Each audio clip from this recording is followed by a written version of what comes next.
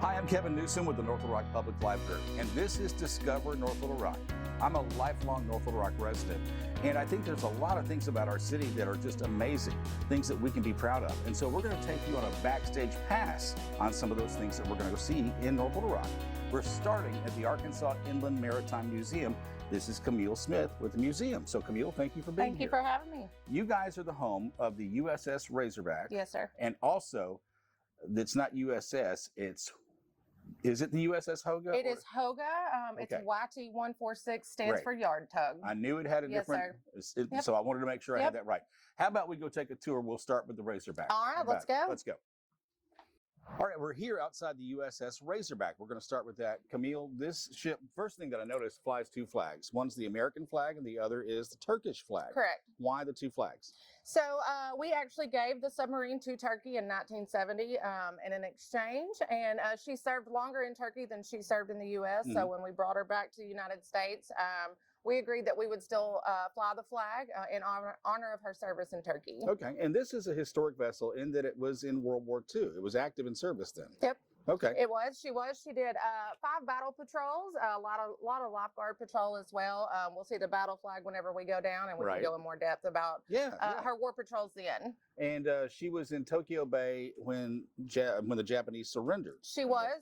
We arguably have bookends of World War II. Our tugboat was at Pearl Harbor which started World War II for the United States, and then the submarine was at the surrender, so arguably bookends of World War II here at our museum. Yes. Now, U.S.S. Razorback, we'd like to think of the Arkansas Razorbacks, but that's not what that's about. What is the Razorback? Correct, yes. It is not named after a wild boar hog. It is actually named after a bluefin whale, one of the largest species of whale. All the boats at that time were named after some sort of marine life, and this was a whale that had a razor on its back. Okay, so, you know what? We'll take everything from the Razorback family. Yes. Let's go look at the boat. Absolutely, let's go.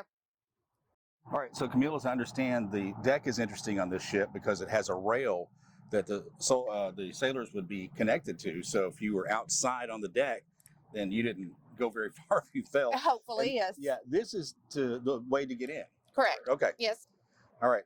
What are we going to see when we get in there? So we're going to go into after torpedo, but the main thing about these hatches in our museum is that we've not modified any of these hatches in any form or fashion. So you're going to enter and exit the submarine the exact same way the sailors would, which makes ours pretty cool. And as I understand, almost everything on this ship is still working.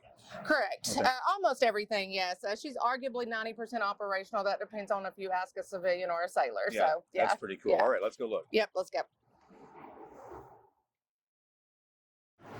All right, so this is the first thing that we see when we enter the boat. And Camille, what's interesting to me is you've got these huge torpedoes in here, which I guess these were actual size.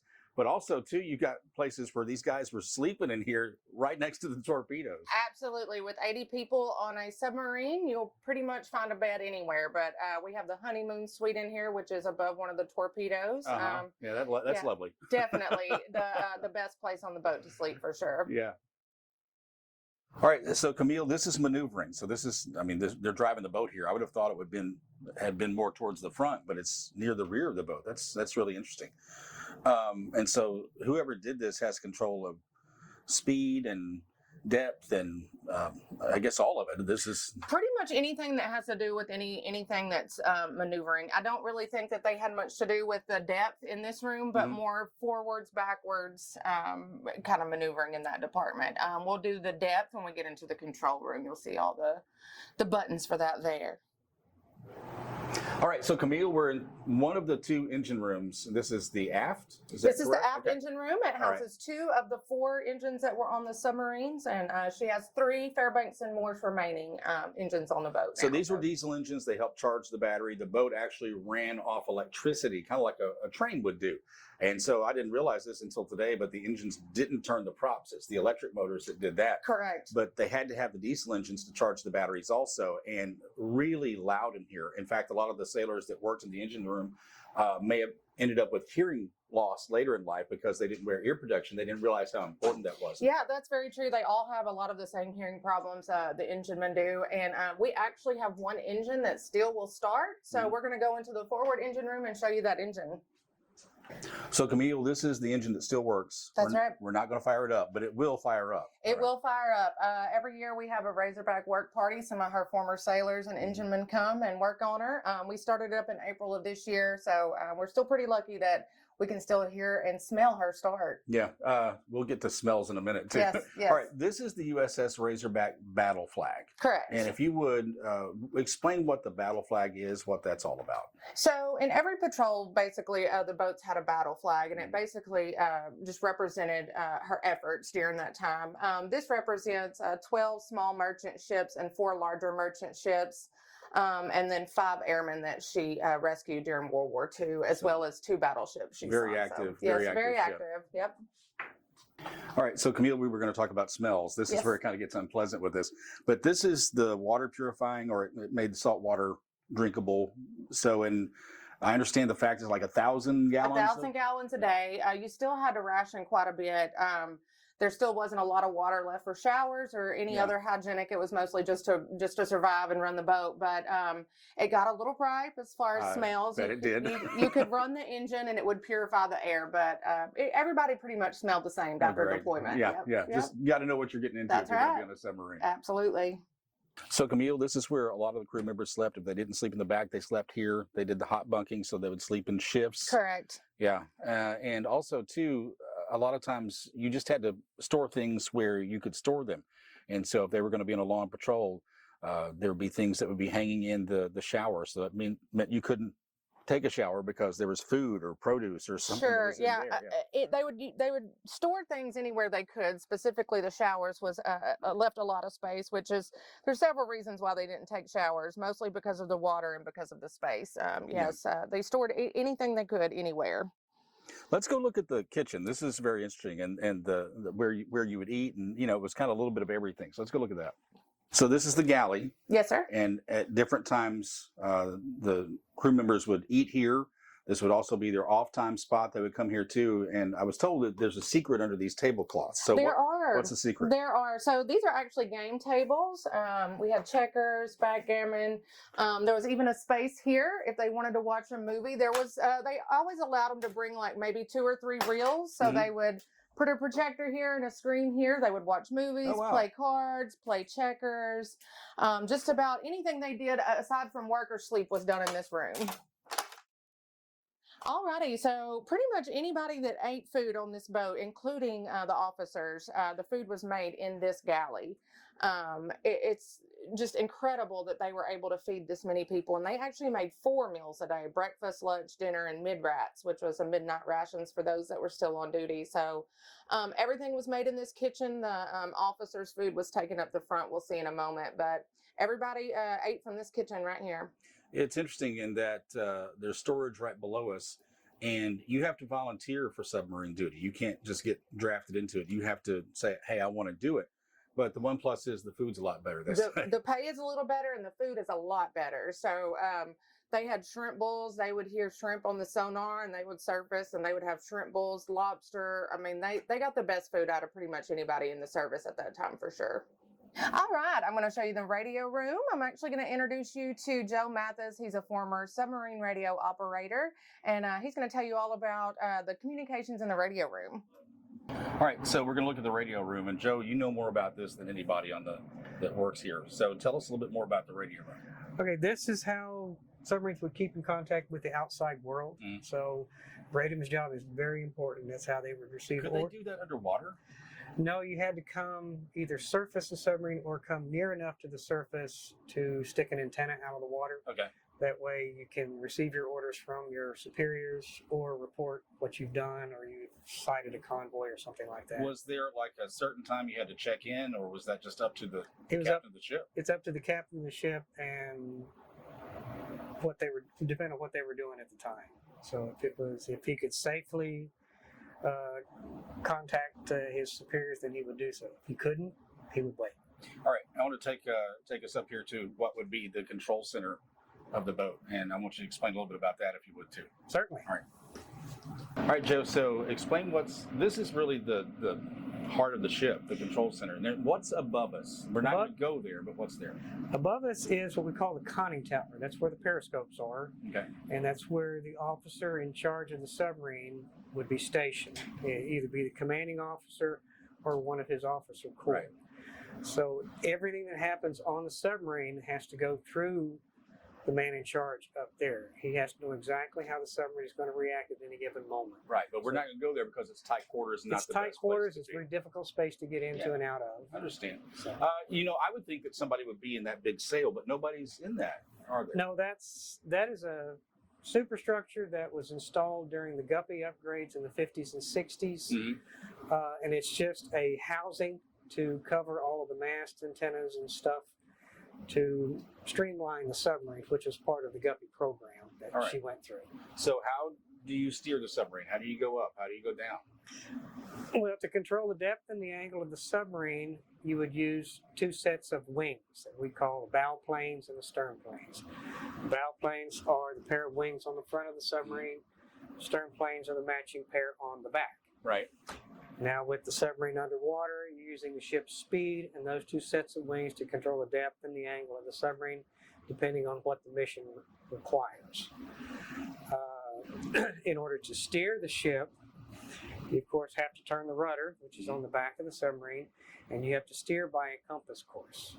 Okay, there is no windshield on a submarine. Even if there was, there's nothing to see. You can't see your hand in front of your face once you get underwater. So a submarine has to use a gyro compass instead of a magnetic one. You're inside of a steel tube. Magnetic compass won't work. So we have a primary and secondary gyro compass, but what the person steering the ship, called a helmsman, would use would be a compass repeater. It's just a gauge that repeats whatever the compass does. says. So this is the master compass for the ship. And it will send that signal out to all the repeaters around the So ship. if you've watched any submarine movie and they say come to course 150, they're talking about a point on a compass. Yes. All right, and they say lower bow planes, or they're talking about that's how they're trying to They steer the would. ship. Make your depth, whatever. All right, all makes sense. Yes, it does. This compartment is called forward battery. Mm-hmm. This is where the other 126 battery cells were housed. We're underneath this deck. This is also called officer's country. This is where the captain and his officer corps would have their bunks. Right. And But they didn't have to hot bunk. they did not. Rank had its privileges. Yeah, it does. Yes, it does. The other rooms in here is, I've got a yeoman's office in here. A yeoman in the Navy is a secretary. So any kind of paperwork on and off the ship went through this guy, including the crew's pay records. And there really is a guy in here, but he's just not saying very much. He don't say, Petty Officer Brandon doesn't say anything anymore. The room is where the officers took all of their meals. Now, the difference between meals in the wardroom and the meals in crew's mess is how they were served. Crew's mess, the crew took their meals family style, which means the table's already set up, the place settings and food, and crew sits and has their meals. In the wardroom, it was a little bit different. It was a formal dining setting with the captain sitting at the head of the table, being served first, and then his officer sitting in descending order down the table, being served after him. So one course at a time, just like a formal dinner. When there was not a meal going on, this was recreation room for the officers. So they play cards and watch movies and listen to music in here. Additionally, this is also where they would plan their war patrols. So once the captain got his submarine to sea, he'd open his orders, gather his officers in here, and figure out how to best exploit the area they were tasked with patrolling. Right. We're now in the forward torpedo room, which is very similar to the after torpedo room, only I can get more torpedoes in here. I can put 16 torpedoes in here. 6 of them go in the torpedo tubes, 4 of which you can see above the deck, and then there's 2 beneath this deck. Just like the after torpedo room, there's a whole bunch of sailors in here sleeping in and around the torpedoes. Also, this is where the officer's head and shower was located. So this is where some of the crew could take a shower when no one else could. Okay, we're standing in front of our tugboat, Hoga. She is one of the last surviving afloat vessels from the attack on Pearl Harbor in 1941. She is a National Historic Landmark and has been here at the museum since 2015. It's really interesting. Camille mentioned it too about the bookends of World War II, because you had this at the beginning of the war Yes. at Pearl Harbor. There's some unbelievable footage of the Hoga at work when it was trying to push one of the battleships out of the way and fighting fires and doing all that. And then with the Razorback being in Tokyo Bay at the end of it too. So, I mean, there's a lot of history here. And one thing you don't want to miss when you're here at the Arkansas Inland Maritime Museum is a chance to go through the museum part and learn just see some of the things that are here and all the facts and information. It's amazing. Yes, we do have quite a bit of information on ships named Arkansas in our museum, both the battleship that saw action in World War I and World War II, Mm-hmm. The nuclear-powered cruiser that was during the Cold War. One of our centerpieces is a diorama of Pearl Harbor for the morning of December 7th, 1941, and many other interesting artifacts that we have on display.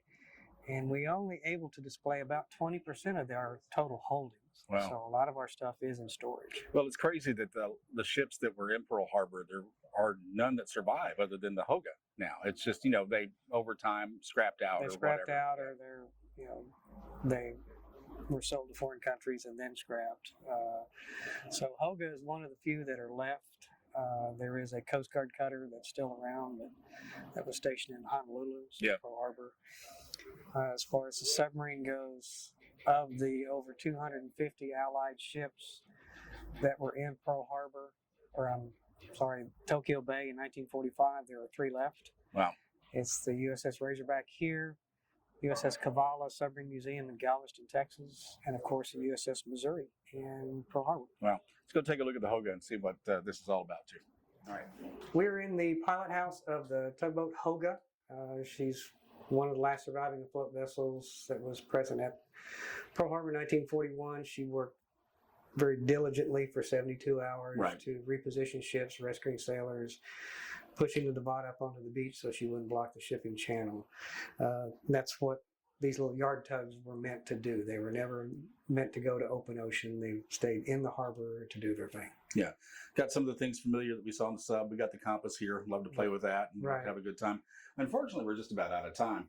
And I would love to be able to invite myself back to come see more of what you've got in the museum and get to know the Hoga a little bit more, if it'd be okay. Certainly. You're welcome down here anytime. All right. You're not just saying that, right? No, I am not. Hey, you're welcome to sign up and get a library card too, because it's sign up month. September is library card sign up month. And the Arkansas Inland Maritime Museum is one of the discounts we have.